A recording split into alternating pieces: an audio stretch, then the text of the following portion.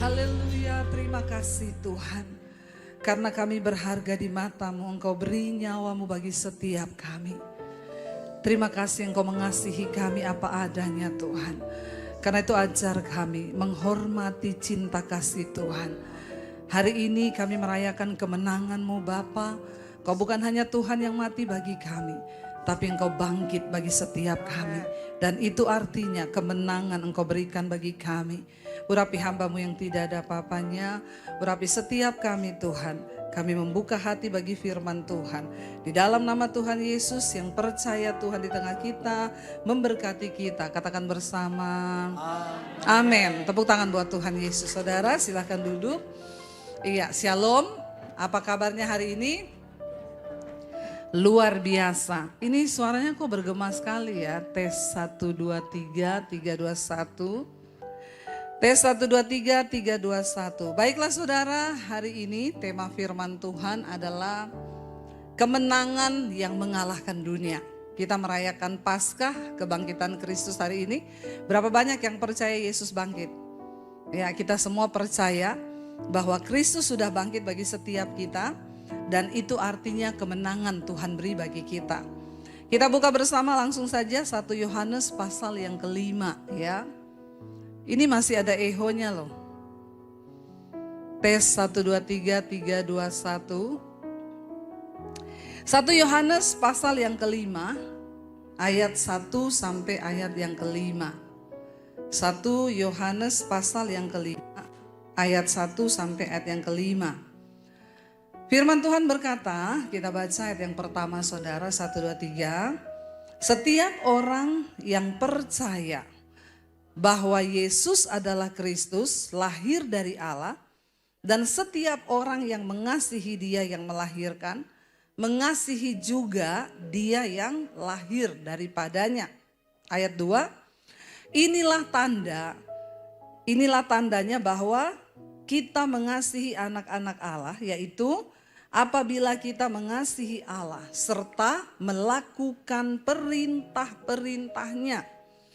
Sebab ayat 3 ya, sebab inilah kasih kepada Allah, baca saudara, yaitu bahwa kita menuruti perintah-perintahnya. Perintah-perintahnya itu tidak berat, sebab semua yang lahir dari Allah mengalahkan dunia. Dan inilah kemenangan yang mengalahkan dunia, iman kita. Siapakah yang mengalahkan dunia selain daripada dia yang percaya bahwa Yesus adalah anak Allah. Berapa banyak dari kita hari ini yang percaya Yesus adalah anak Allah? Lambai tangan. Ya, kalau saudara tidak percaya pulang saja. Berarti saudara salah server. Saudara, setiap kita yang mengaku percaya kepada Kristus, kita harus percaya bahwa Yesus itu adalah Allah yang turun ke dalam dunia. Alkitab berkata, Dia datang kepada umat kepunyaannya.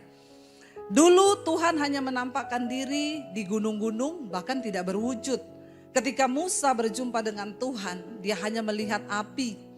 Ya, bahkan Elia melihat Tuhan lewat hanya berbentuk angin. Tuhan gak pernah menyatakan dirinya dalam bentuk sesuatu. Tapi Tuhan tahu bahwa manusia itu butuh figur.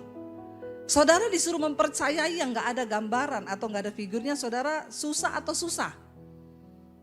Ya, saudara mau coba berdoa bayangkan wajah Tuhan tuh kayak apa? Rasanya sulit ya saudara. Ini saya tidak menemukan karakter suara saya ya. Aduh, soundman-nya itu coba tolong ya. Tes 1, 2, 3, 3, 2, 1. Dia matiin sekalian. Haleluya, puji Tuhan ya. Semoga saya dapat mengalahkan dunia ini. Saudara, dikatakan bahwa setiap kita, nah ini mulai dapat nih. Mulai dapat ya. Yang percaya kepada Kristus, kita harus percaya bahwa Dia berasal dari Allah. Titik. Dan Kristus itu adalah Allah yang turun menjadi manusia. Dan inilah tandanya saudara bahwa kita mengasihi Allah, dikatakan kalau kita ini melakukan perintah-perintahnya. Banyak orang berkata hanya percaya kepada Tuhan. Saya berulang kali mengingatkan kepada setiap kita jemaat Tuhan. Alkitab berkata, kalau engkau hanya percaya bahwa Allah itu ada, maka setan juga percaya. Jadi kalau level iman kita hanya percaya, berarti kita satu level sama setan. Apa yang membedakan iman kita dengan setan? Kita melakukan perintah Tuhan. Kemarin saya angkatin satu khotbah singkat di Instagram saya. Karena banyak yang bertanya, ini lagi heboh pembahasan tentang santet. Ya, Bu, apakah benar santet itu ada? Saudara, di dalam Alkitab terutama dalam Perjanjian Lama, para nabi-nabi itu harus berhadapan dengan tukang sihir, dengan tukang tenun. Di dalam Alkitab itu memang ada. Tapi mereka dimurkai oleh Tuhan karena mereka memakai kuasa gelap. Saudara harus percaya bahwa setan itu ada. Saudara harus percaya bahwa kuasa gelap itu memang ada. Bahkan Alkitab mencatat ada tingkatan-tingkatannya, roh-roh jahat, penghulu-penghulu jahat, pemerintah-pemerintah jahat di udara. Berarti ini bicara tentang kuasa kegelapan. Dan kalau kuasa kegelapan itu ada, memang dia nyata saudara.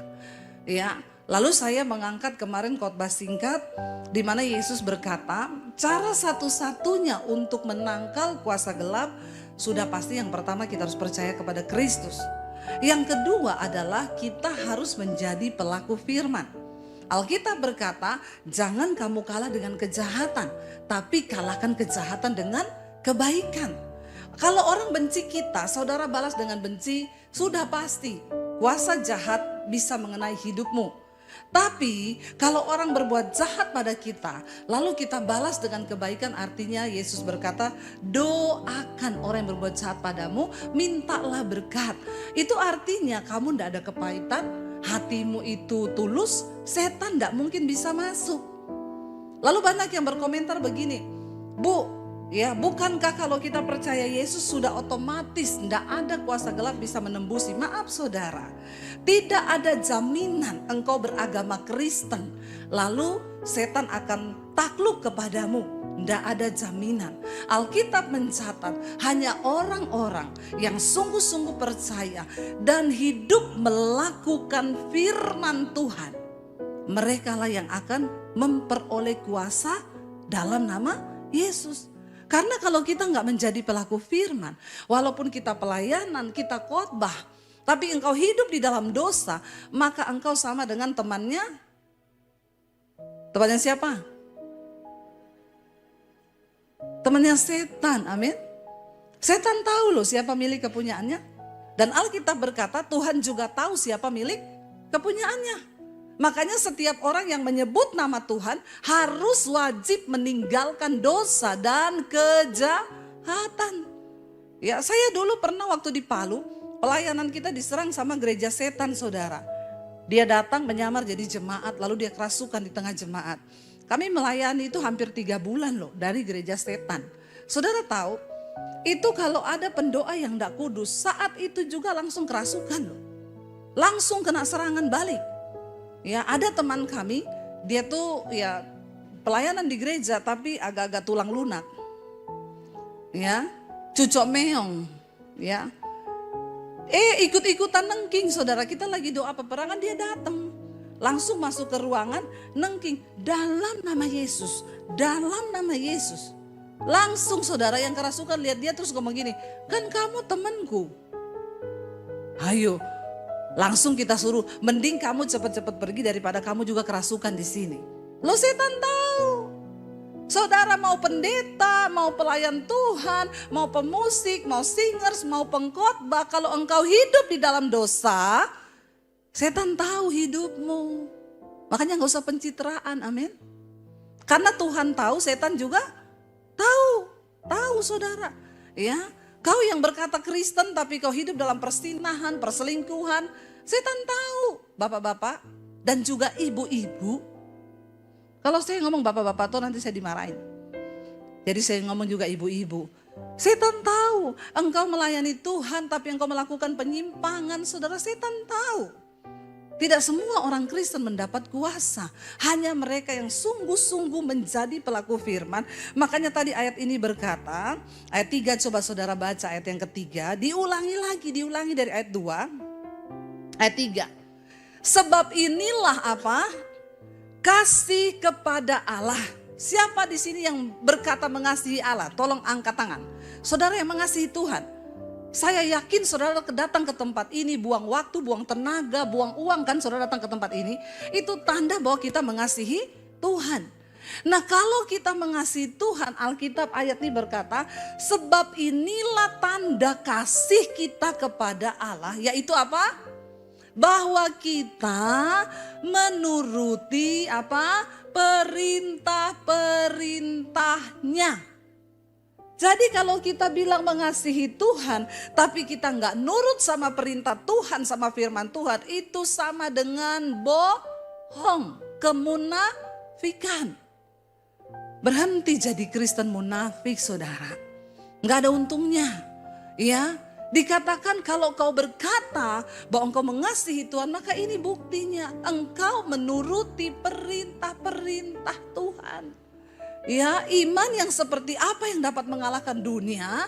Iman dari kita yang menuruti dan taat kepada firman. Kalau disuruh Tuhan mengampuni, taat.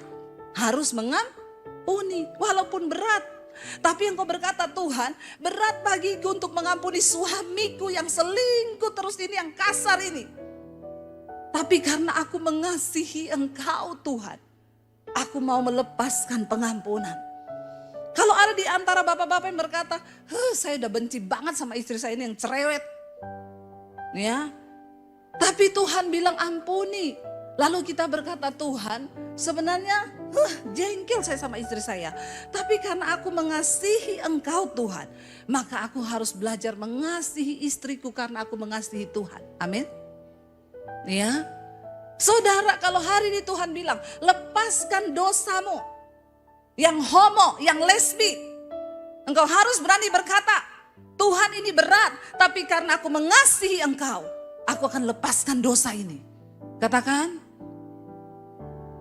Dan ayat ini dengan jelas berkata, bahwa orang yang mengasihi Allah, tandanya satu, bahwa ia menuruti perintah-perintah Tuhan, dan baca dengan suara keras, perintah-perintahnya itu apa? Tidak berat. Kalau ada orang yang berkata melakukan firman itu berat, berarti engkau tidak sungguh-sungguh mengasihi Tuhan.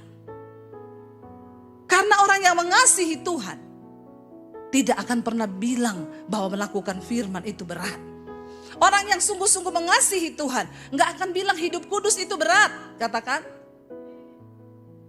Hanya orang yang sungguh-sungguh mengasihi Tuhan yang mudah untuk melakukan firman, karena kasih kepada Tuhan tidak dapat dikalahkan oleh kasih yang lain-lain yang saudara. Termasuk ketika Tuhan engkau suruh mengorbankan hartamu. Termasuk ketika Tuhan suruh mengorbankan apapun yang kita miliki. Kenapa saya rela meninggalkan keluarga saya ketika saya disuruh memilih Yesus atau keluarga? Karena aku mencintai Engkau Tuhan. Bukan tanpa air mata, dengan berderai air mata. Tapi aku menunjukkan bahwa aku lebih mengasihi Tuhan dibandingkan segala-galanya. Saudara, kalau hari ini engkau tidak bisa melepaskan kasih akan dosa, engkau masih hidup dalam kenajisan, kepahitan atau apapun itu pertanda bahwa engkau tidak sungguh-sungguh mencintai Tuhan. Ayo kita belajar mengasihi Tuhan. Nah sekarang saudara, mungkin ada yang bertanya, kenapa sih kita harus mengalahkan dunia? Emang dunia itu apa? Kenapa iman kita harus kuat untuk mengalahkan dunia? Dunia ini satu-satunya yang bisa menarik engkau jauh dari kasih karunia Tuhan. Mari buka bersama 1 Yohanes pasal yang kedua, ayat 15 sampai 17. 1 Yohanes pasal yang kedua, ayat 15 sampai dengan ayat yang ke-17. Firman Tuhan berkata, saudara, baca sama-sama 1, 2, 3.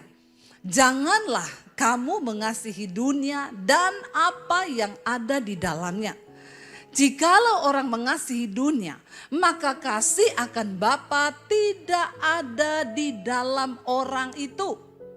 Sekalipun kita berkata kita mengasihi Tuhan, kalau kita mengasihi dunia ini, maka kasih akan Tuhan tidak ada dalam hidup kita. Ayat yang berikutnya berkata, apa sih yang ada dalam dunia, saudara? Baca bersama dengan suara yang keras. Sebab semua yang ada di dalam dunia, yaitu apa?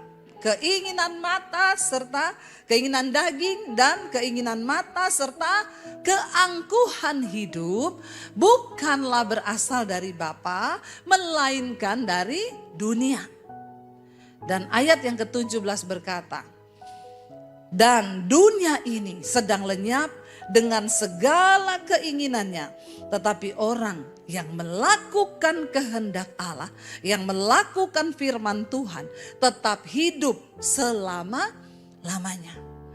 Dunia sangat berbahaya bagi iman Kristen, saudara. Kenapa? Karena ternyata dengan jelas ayat 16 tadi berkata, sebab semua yang ada di dalam dunia, ada 3 hal yang ada dalam dunia. Tolong saudara catat baik-baik supaya saudara tidak gagal fokus dalam dunia. Yang ada di dalam dunia dikatakan yang pertama adalah apa? Keinginan daging, keinginan mata, dan keangkuhan hidup atau kesombongan. Apa itu keinginan mata? Jelas sekali Galatia pasal 5 berkata, ya, sebab keinginan daging itu telah nyata, yaitu percabulan, kenajisan, hawa nafsu, nafsu jahat, iri hati, kebencian, dendam, keserakahan, amarah, pertikaian, percederaan, roh pemecah, dan segala macam kejahatan itu ada di dalam daging kita. Mengapa kita perlu iman yang kuat untuk mengalahkan dunia? Karena yang pertama yang ada dalam dunia adalah keinginan daging. Daging ini fana, tidak kekal. Tapi daging ini bisa menyeret kita dan bisa menggugurkan iman kita. Makanya Yesus berkata di hari-hari yang terakhir nanti ketika Yesus datang kembali ke dunia ini, dia akan bertanya, adakah iman aku dapati? Iman yang bagaimana? Iman yang mengalahkan dunia. Jangan biarkan kedaginganmu, saudara, menyeret engkau untuk meninggalkan kasih karunia Tuhan. Kedagingan, kecemaran, kenajisan, perselingkuhan, amarah, dendam, iri hati, kedengkian, ini semua yang ada di dalam daging kita. Dan ini membawa kita kepada kebinasaan. Amin. Anak-anak muda, jangan terjebak dalam pergaulan yang tidak benar. Jaga hidupmu di dalam kekudusan. Orang yang paling bahagia bukanlah orang kaya atau orang sukses. Orang tua, jangan kau hanya memaksa anakmu untuk mengejar kesuksesan yang duniawi saja. Tapi ajarkan mereka untuk hidup takut akan Tuhan. Ya, itu yang akan kita bawa sampai pada kekekalan. Kedagingan ini akan sangat menyeret kita, membawa kita jauh dari Tuhan. Lalu yang kedua, saudara, dikatakan ada apa di sana? Keinginan mata. Kita dikejutkan ya dengan berita-berita. Saya ini meninggalkan tanah air ini hampir 1 bulan. Dan saya mendengar berita-berita di Indonesia ini, banyak yang terjadi. Pertama kita dikejutkan, 1 keluarga bunuh diri. Ya, anaknya gak mau, diikat pakai tali, didorong, lalu orang tuanya menyusul. Kenapa ini semua bisa terjadi, saudara? Karena hal duniawi, keinginan daging, keinginan mata, terjebak dalam hutang yang banyak. Alkitab bilang kalau kita hidup mencukupkan diri, tidak mungkin kita ini terjebak dalam hutang. Hati-hati, saudara. Pura-pura bahagia itu susah. Tapi pura-pura kaya lebih susah. Katakan amin. Ya, orang berusaha pakai barang bermerek, ternyata utang kanan kiri. Pinjam uang kanan kiri, cicil kanan kiri, buat apa? Enggak dosa, kau beli barang bermerek enggak dosa. Yang pertama, pastikan taburanmu lebih banyak daripada keinginan dagingmu, katakan. Tapi biasanya yang beli barang bermerek itu pelit, nggak pernah nabur. Yakin saya, dia cuma cinta buat dirinya sendiri. Apa-apa buat diri sendiri, nggak mungkin lah dia nabur banyak. Kolektor 5.000, 10.000 ada. Bagi yang merasa saja. Tobat, tobat, tobat. Ini keinginan daging yang sangat bisa membinasakan. Tidak dilarang, silakan kalau engkau punya uang. Yang pertama, taburanmu harus lebih besar daripada keinginan diri. Yang kedua, pastikan engkau memang punya uang. Bukan dari utangan atau gaya-gayaan. Katakan, jangan ikuti gaya hidup saudara. Berkali-kali saya menasehatkan, tekanan itu berbanding lurus dengan gaya itu hukum fisika. Makanya semakin banyak gayamu, semakin banyak tekanan hidupmu. Sebenarnya tekanan hidup berasal dari mana? Gaya. Kenapa bisa sampai bunuh diri, terjebak hutang? Alkitab bilang cukupkanlah dirimu dengan apa yang ada padamu, cukup. Tapi kalau orang mau hidup gaya-gayaan ya beda cerita. Jangan terikuti dengan keinginan mata. Orang lain pengen, kenapa saudara? Tiba-tiba kasus korupsi 271 triliun. Wow. Itu bisa bangun satu kota loh. Saudara pernah bayangkan gak punya uang 1 triliun? Bayang aja gak pernah saudara, bagaimana mau dapat. Ya. Dari bayangkan dulu aja, bayangkan. Saya waktu dengar itu, saya bilang sama suami, punya uang 1 triliun tuh gimana rasanya? Apalagi nih 271 triliun. Haleluya ya, nikahnya di Disneyland. Impian semua wanita toh. Ya, amin. Cewek-cewek pengen nikah di Disneyland, pastikan tuh bukan uang korupsi. Ngeri, ya. 2 bulan lalu saya diajak jemaat Mesbah doa, Bu udah pernah ke Jepang belum? Belum. Ayo Bu, tak ajak ke Jepang. Gratis lagi tuh saya berangkat. Ya, sampai di sana kita berdiri di depan istananya Cinderella. Ada pesta pernikahan, saya bilang, kok pas banget ya. Kita udah berdiri di sini, pas lagi ada pertunjukan Cinderella menikah. Karena kurcacinya sudah siap semua dengan kereta-keretanya. Saya sudah membidik dengan kamera saya zoom gede-gede itu pas pintu keluarnya istana. Yang keluar Cinderellanya gendut, pangerannya juga gendut. Saya bilang, kenapa Cinderellanya salah ya? Ternyata itu memang orang beneran lagi nikah di situ, bayar sewa. Bayangkan berapa puluh miliar tuh nikah di situ, saudara. Ya, saya bayangkan ya, saudara. Tapi ternyata dari uang hasil yang begitu, beli private jet. Ini apa ini? Keinginan mata, keinginan daging, keangkuhan hidup. Akhirnya terseret. Hati-hati saudara, ini yang ada di dalam dunia. Jangan kepengen dengan apa yang orang miliki. Jangan kepengen ya. Saya nih loh kemarin diundang ke Amerika. Saya bilang, Pak, saya dikasih tiket ekonomi saja. Dikasihnya bisnis. Tapi kan kita enggak minta. Ya saya nikmati dikasih. Ya, kecuali kita sudah berubah, saya harus bisnis ya. Karena kalau ekonomi badan saya sakit semua, itu pret. Itu keangkuhan hidup itu. Ya, saya ini di Indonesia kalau diundang gereja-gereja di mana, di Manado, di Makassar, di Morowali, Bu kami undang ya, tiketnya Garuda ya, enggak usah, batik aja batik. Ya. Tapi kalau dikasih orang bisnis, ya puji Tuhan, tapi jangan kita yang minta tuh.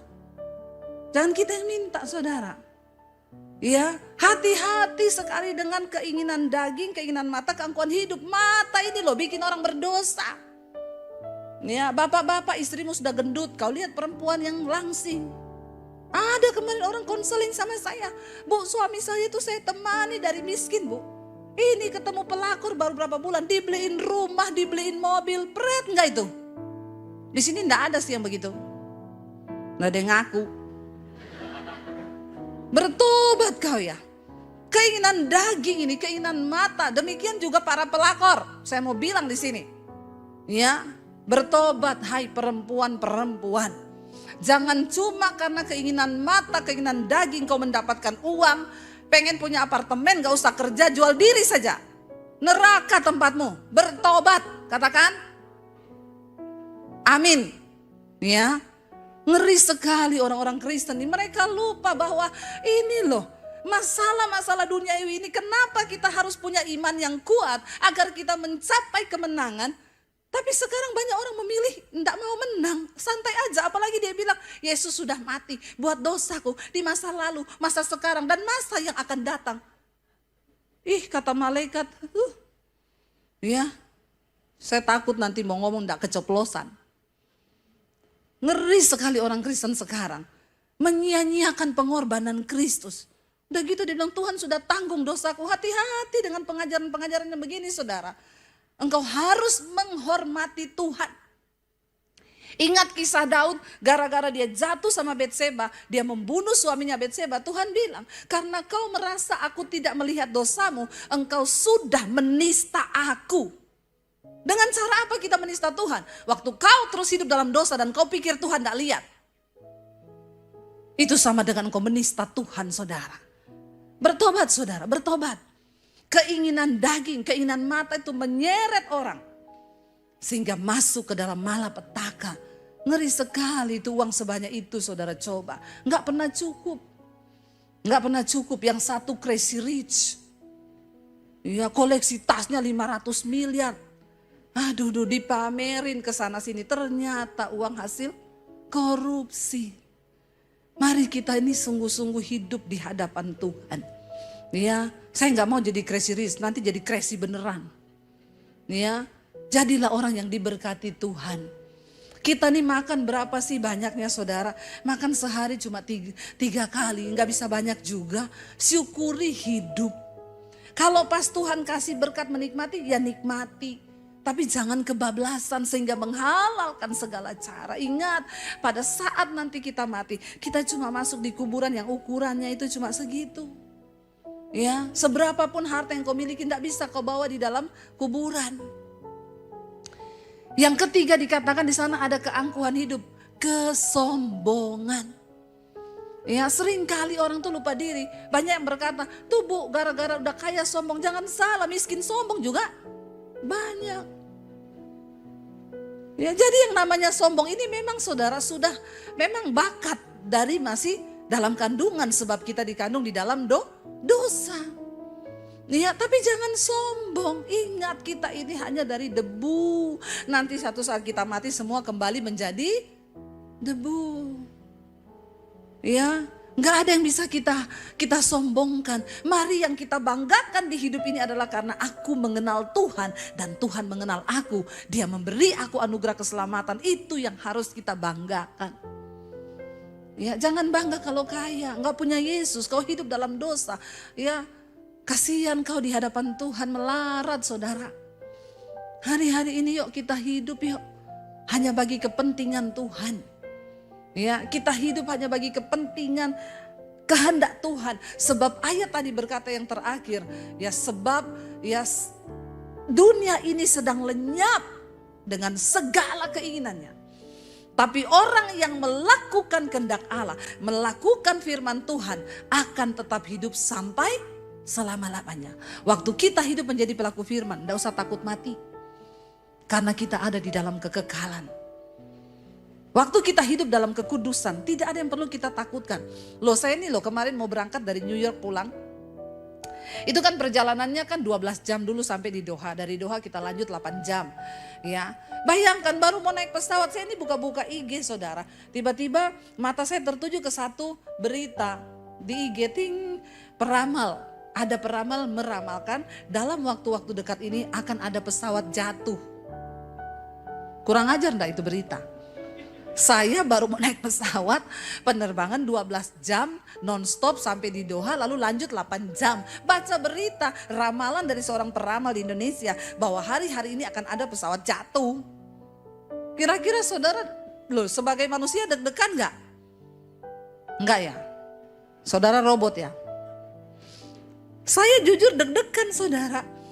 Ya dalam hati saya kenapa juga saya baca itu berita tadi. Masuk loh ke dalam pikiran saya. Lalu turun ke jiwa. Tadi kan cuma di mata, mata membaca. Jangan engkau izinkan masuk ke pikiran. Kalau masuk ke jiwa, jiwamu terganggu, maka kau sakit jiwa. Loh benar, jiwa itu kan pikiran, perasaan, dan kehendak. Masuk ke pikiran saya, saudara. Lalu saya mulai rasa takut. Saya bilang ini enggak benar, ini setan. Ya, apa yang membuat akhirnya iman saya kuat? Tuhan, engkau sudah menebus dosaku. Kalau belum waktunya mati, enggak mati. Tapi kalau sudah waktunya aku mati, aku percaya ada kehidupan selama-lamanya di dalam Tuhan. Baru saudara hilang itu pikiran. Jadi saya di pesawat tidur nyenyak. Coba kalau kita biarkan. Merasuki di jiwa, lalu dia pengaruhi kita terus, lalu kita sakit jiwa. Nggak bisa tidur kan seringkali begitu saudara. Ya ibu-ibu, kau lihat tas nih di mall, bagus ya, tapi uangku nggak cukup, kau pulang. Besok kau balik lagi, kau lihat lagi, masih ada ya. Besok kau pulang, kau sakit jiwa itu. Sakit jiwa kau, bener. Ya, besar pasak daripada tiang.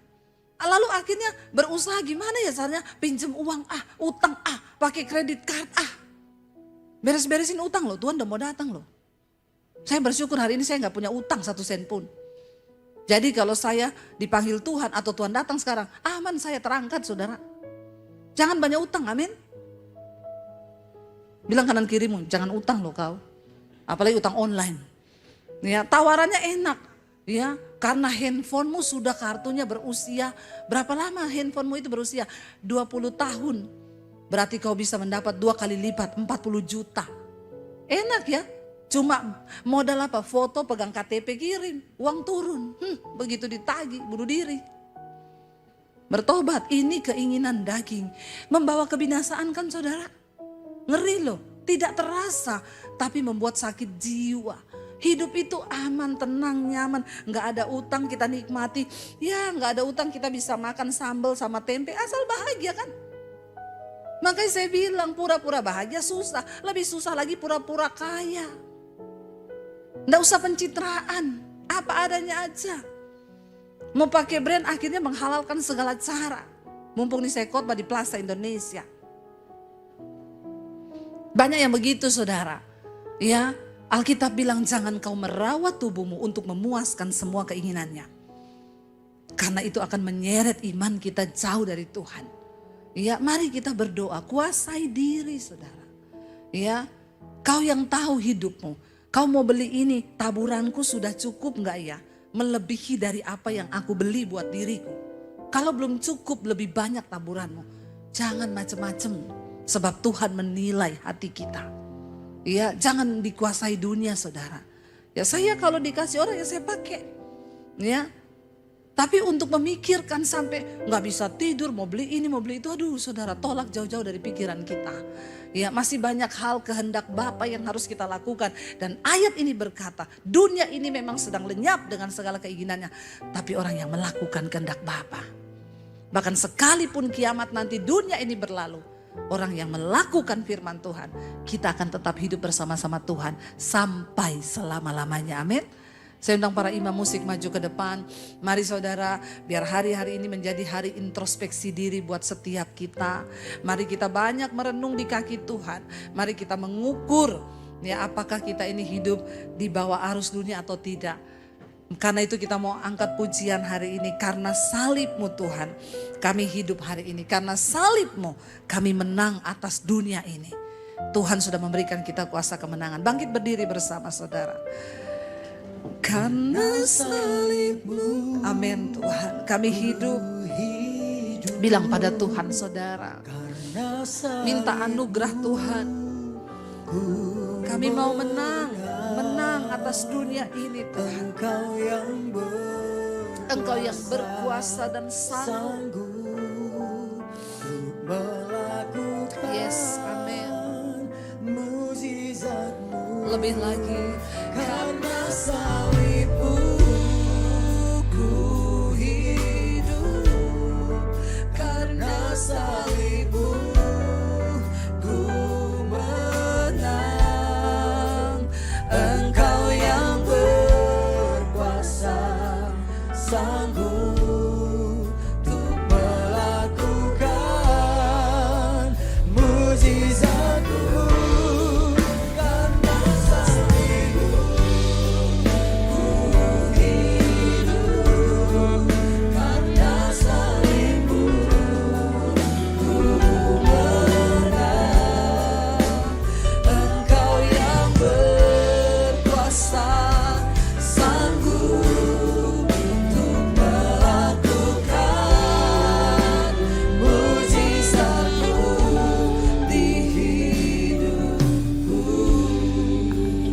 tutup mata dalam hadirat Tuhan. Biar musik saja. Saudara, Yesus sudah menyerahkan hidupnya di atas kayu salib. Dia bukan cuma mati, tapi dia bangkit. Agar kemenangan menjadi bagian kita. Jangan menjadi umat yang kalah. Kita sedang ada di peperangan di hari-hari yang terakhir. Biar kita berdiri teguh. Jangan menista Tuhan. Karena hidup kita di dalam dosa. Hari ini, sebesar apapun dosamu, Tuhan menunggu engkau kembali, saudara. Tangannya terbuka. Dia menunggu engkau mengambil keputusan untuk berbalik kepada Dia. Tuhan mau kita semua menjadi anak-anak yang berkemenangan sampai di garis akhir. Iman yang teguh terhadap Dia.